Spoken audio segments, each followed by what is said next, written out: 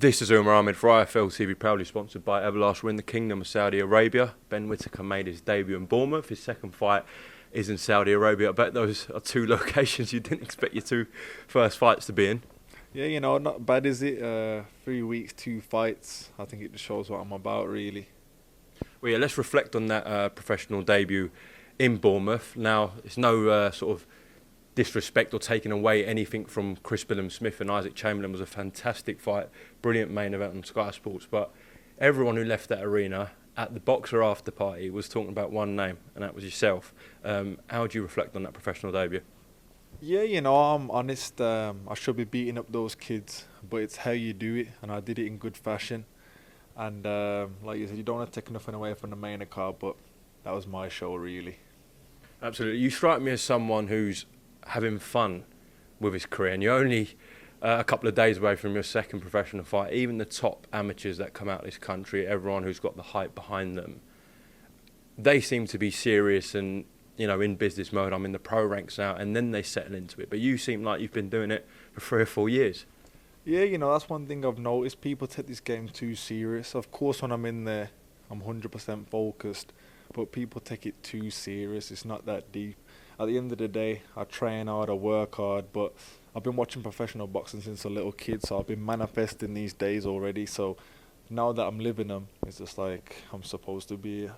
I was watching your stuff a few days before your fight in Bournemouth, and you use yourself. But I thought when it came to fight night, when it's the ring walk, when you're in the ring, it's going to be down to business. And you did get down to business, but you still had fun with the ring walk, even in the ring.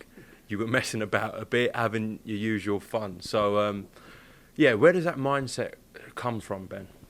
I've just been like that since a young kid, I'm always making trouble. I've always been a troublemaker. And that's just me being me, do you know what I mean? I would never change myself. And I think, like I said, when I'm having fun, when I'm enjoying myself boxing, that's the best me. Like when I was on the Great Britain team, I used to go away and I wasn't allowed to showboat and I couldn't really show my best self. But recently, through the years, I found a style that worked for me, and when I'm having fun, I just shine.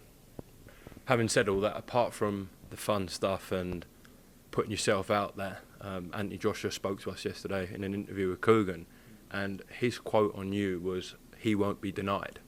I feel like that's a powerful statement, the word denied. What do you think he's getting at there? You know what, I've worked too hard to come this far just to not make it happen, And not only that, in boxing's my way out. Do you know what I mean? I've got nothing else going for me. I got kicked out of school. I've got no education background. I can't really hold a job. I've got sacked from all my other jobs.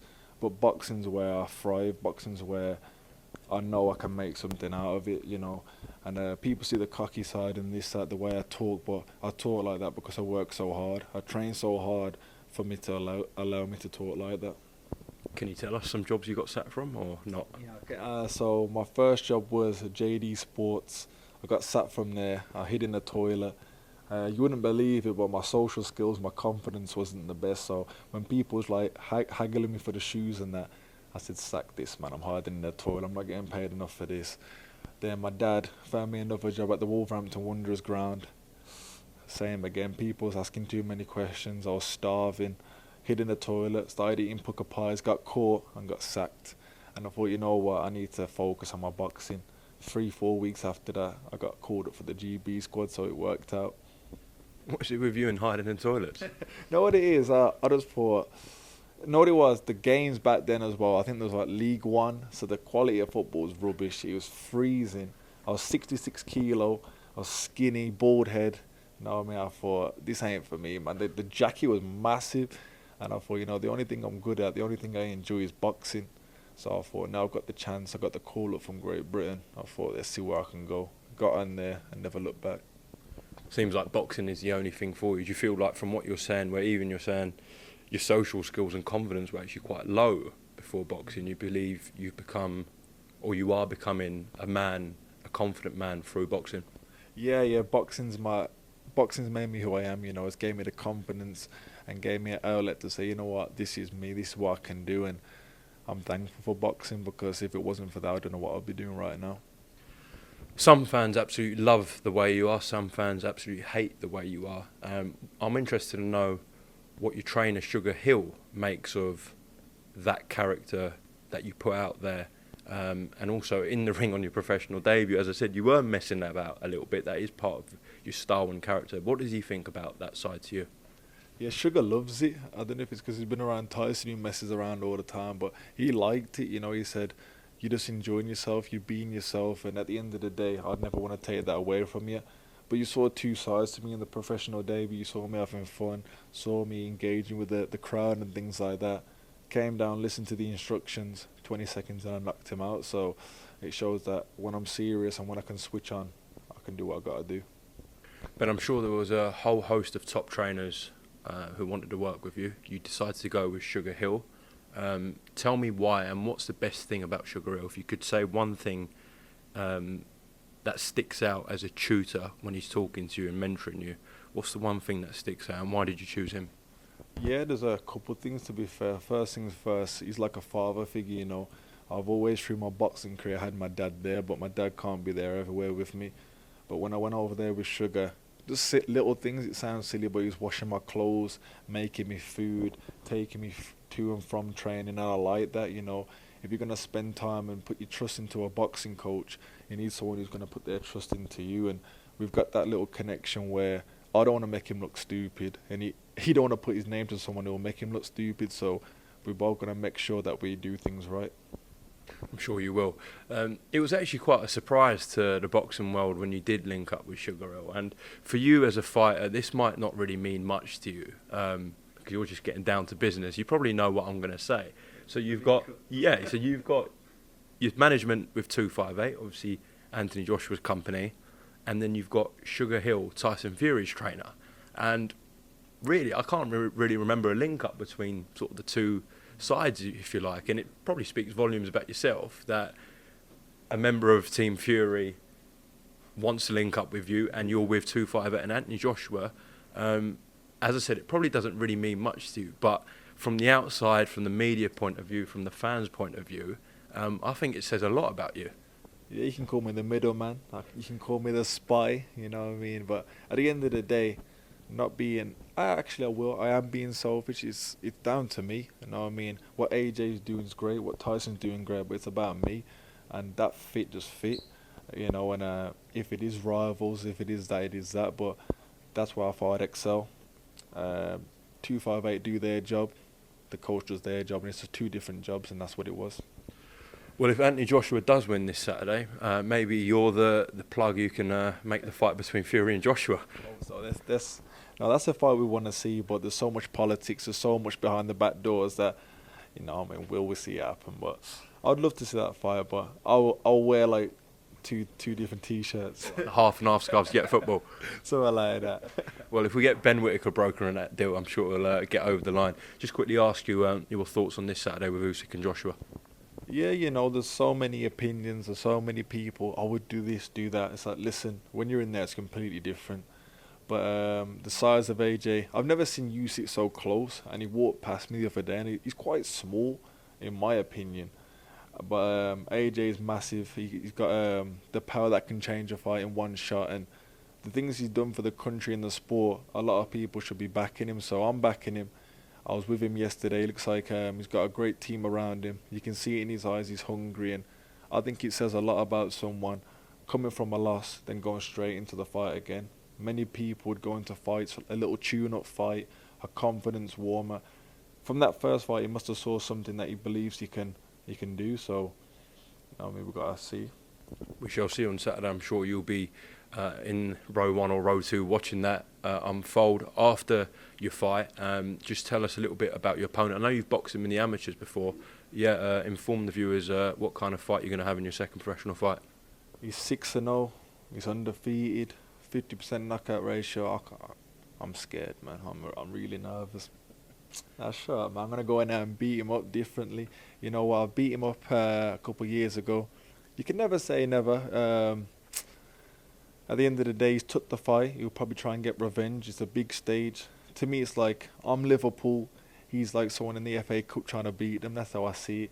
And we're going to try and come for revenge. But all I do is, when I'm in that change room, I'll lock on, switch on, and I can't see it going past 2 rounds.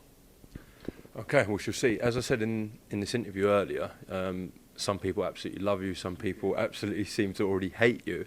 But it seems like you're polarising the boxing public. I don't know whether you're doing it on purpose or it's just a natural thing. But I think it's no secret to become a top pay-per-view star, which I'm sure you want to do one day. I mean, you only have to look at Floyd Mayweather Jr. is exactly what he did. Obviously, you have to have the talent, you have to have the hard work, you've got to be able to fight. I mean, it's pretty clear from what we've seen in the amateurs in your first professional fight, you can do that. But not everyone can polarise the public. Some people are just adored, some people are sort of in the middle where they're not too liked or not too disliked, and some people are just disliked. So is that the goal, to get people to love you and hate you at the same time? Truthfully, I'm just being myself. My mum always said, if you got something on your mind, say it. And even you saw me on the press conference yesterday, I said I don't think anyone's good on this undercard. They needed me. Some liked it, some didn't. And I'll always be that. I'll never change that about me. But if people like me, if people don't, as long as they come and watch me, that's all that matters. And when they do come and watch me, they'll leave that arena saying, you know what, you can box. Talking about stardom, I know this is a while away. You probably do it pretty quickly. I'm sure America, Vegas, the bright lights is the ultimate goal one day. You know what? I keep hearing this thing, superstar, star status, things like that. Truthfully, that's in the back of my mind. I just want to be a great boxer. I want people to know my skills, because I came in this game to be a boxer, not a superstar. So I want first things first. If you love me or hate me, mention how good my skills are. But I truly believe one day I'll get to that arena, the MGMs, those type of places. I've been watching professional boxing since a young kid, and those type of places stick out for any type of boxer. So I'd love the headline there. I'd love my name down the strip, stuff like that. That's something I've been dreaming about since a kid. Got to conquer the UK first. To be fair, we saw Anthony Joshua do that. Sort of went all around the UK selling lots of tickets. I'm sure that's the ambition first. 100%. That's my fan base. That's where I'm born, and that's where I'm making my name. So I want to go up and down the country, boxing in and out of all different arenas, let people see my style up close and personal. And I believe when that happens, we can slowly start branching off to different places. But like I said, we was in Bournemouth 3 weeks ago. Now we're in Saudi, so I'm not doing too bad.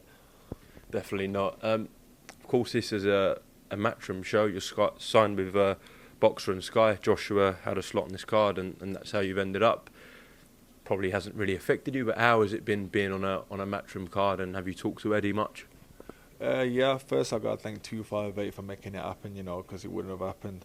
But it's a bit of a weird one, you know what I mean? Like, obviously didn't want that to happen. I'm a Sky boxer, and I'm on a Matchroom show. But like I said, people will be tuning in to see me. People want to see that. They're not going to want to see some random kids who's never boxed before. They want to see the real deal, and that's why they call me up. Now, I think out of all the guys that come out the Olympics, it was the longest process to get your signature nailed down. I remember Frank Warren, Matchroom, I'm sure some US promoters as well were interested in getting your signature, and then you chose Sky and Boxer. What was the ultimate reason that you signed with Sky and Boxer? My pockets was full, baby. You know what I mean? But now, jokes aside, I was in a humbling position, coming from the Olympics, so much interest, so many people talking, they wanted my signature. But I was clever, I took my time, because this game, it's a nasty game, behind closed doors it is nasty. So I got my lawyer in check, got my team on board, 258.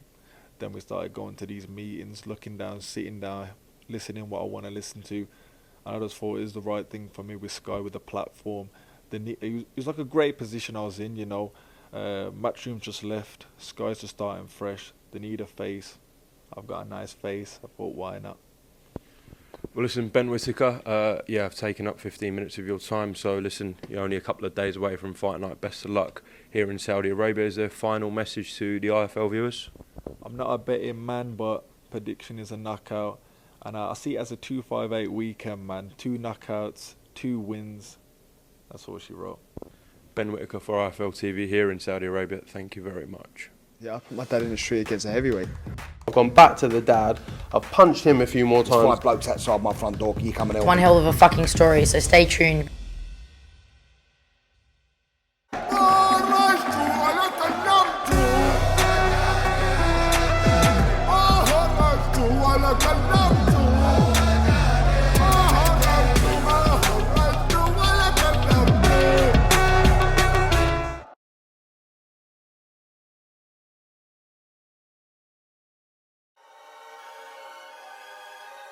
Welcome, Team Everlast, to the Team Everlast Fitness app.